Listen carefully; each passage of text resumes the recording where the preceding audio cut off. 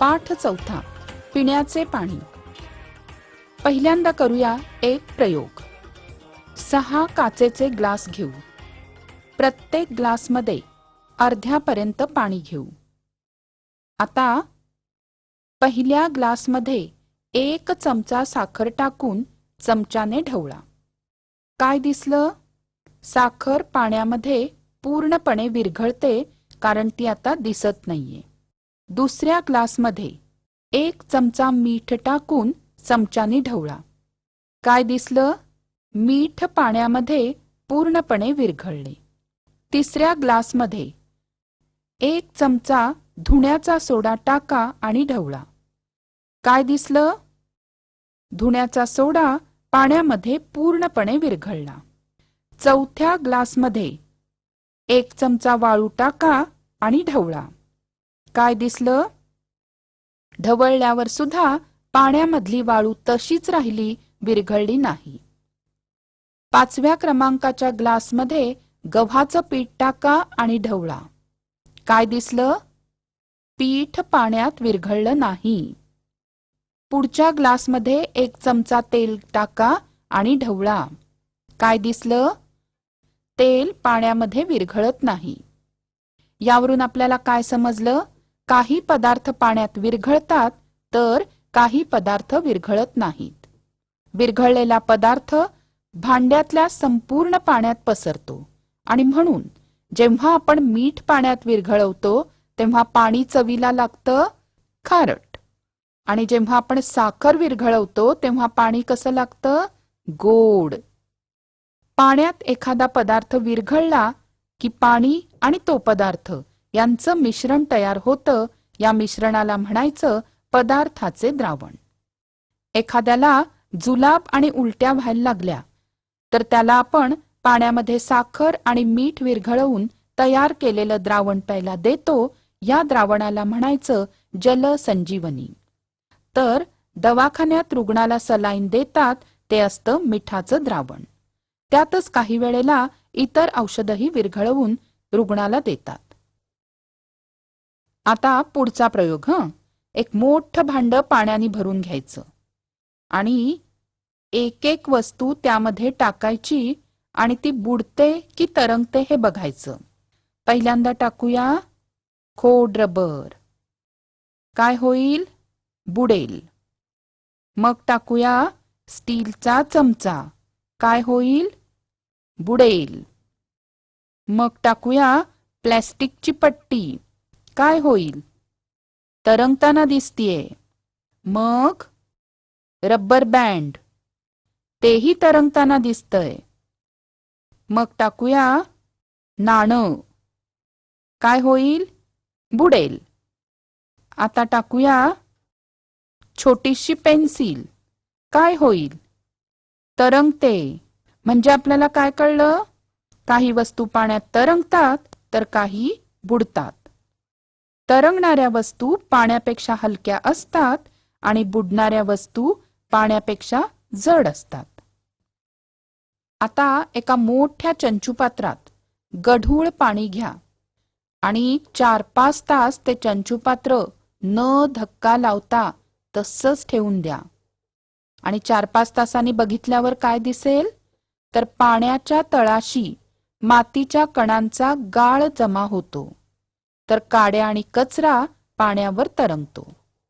यावरून आपल्याला समजतं की मातीचे कण पाण्यापेक्षा जड असतात, म्हणून ते तळाशी जमतात, तर पालापाचोळा आणि काड्या पाण्यापेक्षा हलक्या असतात, म्हणून त्या वर तरंगतात. पण गाळ खाली जमा झाल्यामुळे पाणी आता पहिल्यापेक्षा खूपच स्वच्छ दिसायला लागतं. पाणी असं खूप वेळ स्थिर ठेवून त्यातला गाळ खाली बसून देणं, याला म्हणायचं पाणी निवळणं. आता गाळाला धक्का लागू न देता वरचं पाणी 2 चंचुपात्रात ओतून घ्या. हे पाणी आधीच्या पाण्यापेक्षा स्वच्छ दिसत असलं तरीही अजून त्यामध्ये मातीचे बारीक कण, कचरा हे तरंगतातच आहेत. मग आता काय करूया? या चंचुपात्रांना 1 आणि 2 असे क्रमांक देऊया. पहिल्या चंचुपात्रातल्या पाण्यात तुरटीचा एक खडा हलक्या हाताने फिरवा आणि अजिबात धक्का लागू न देता 2-3 तास स्थिर ठेवा. काय आढळतं? पाण्यात तरंगत असलेले कण हळूहळू तळाशी बसतात आणि वरचं पाणी पारदर्शक होतं. म्हणजेच तुरटी फिरवली की गढूळ पाण्यातले मातीचे कण लवकर खाली बसतात. ज्यामध्ये आपण तुरटी फिरवलेली नाही त्यामध्ये अजूनही पाणी गढूळच दिसतं. यानंतर एक मध्यम आकाराचं चंचुपात्र घ्या, त्यावर चहाचं गाळणं ठेवा. एक स्वच्छ तलम सुती कापड घ्या आणि त्याची चौपदरी घडी घालून ती ओली करून गाळणीवर पसरा. आता या दुसऱ्या चंचुपात्रातलं पाणी त्या घडीवर बारीक धार धरून ओता. काय दिसतं? तर माती आणि कचरा कापडावर अडकतो आणि गाळणीच्या खालच्या चंचुपात्रात पडलेलं पाणी पारदर्शक दिसतं. म्हणजेच गढूळ पाणी जर आपण गाळून घेतलं तर ते स्वच्छ व्हायला मदत होते. परंतु असं स्वच्छ आणि पारदर्शक दिसणारं पाणी पिण्यासाठी निर्धोक असेलच असं नाही. आता निर्धोक म्हणजे काय? तर जे पाणी प्यायलं असता आपल्या प्रकृतीला कोणत्याही प्रकारे धोका निर्माण होत नाही ते म्हणजे निर्धोक पाणी. मग पिण्याचं पाणी हे नेहमी निर्धोकच असायला हवं. शुद्ध पाण्याला चव नसते, रंग नसतो, वास नसतो हे तुम्हाला माहितीये. मग पाण्याला जर रंग दिसायला लागला किंवा दुर्गंधी यायला लागली तर असं पाणी प्यायचं नाही. हे पाणी प्यायलं तर माणसं आजारी पडू शकतात. मग पावसाळ्यात खूप वेळा गढूळ पाणी येतं, ते आपण गाळून घेतो किंवा तुरटी फिरवतो.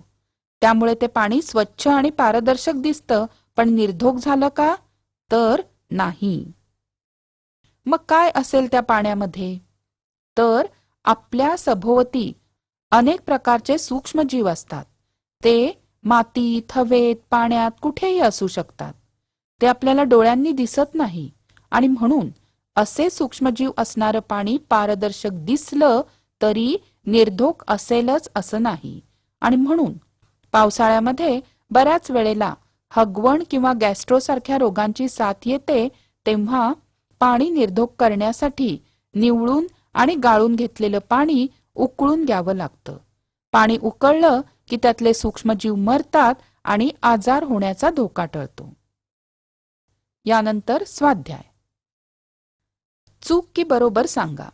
तुरटीची पूड पाण्यात विरघळत नाही. चूक. पाण्यात सूक्ष्मजीव जगू शकत नाहीत. चूक. गढूळ पाणी स्थिर राहिल्यास गाळ तळाशी जमतो. बरोबर. खोड रबर पाण्यात तरंगते. चूक. चहा गाळून त्यातील चोथा वेगळा करता येतो. बरोबर.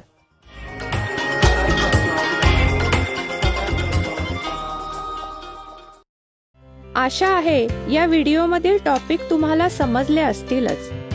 अजून पुढील व्हिडिओ पाहण्यासाठी आमच्या चॅनलला सबस्क्राईब करा आणि इतर पालकांना आणि विद्यार्थ्यांना शेअर करून पुढील व्हिडिओसाठी आम्हाला प्रोत्साहित करा.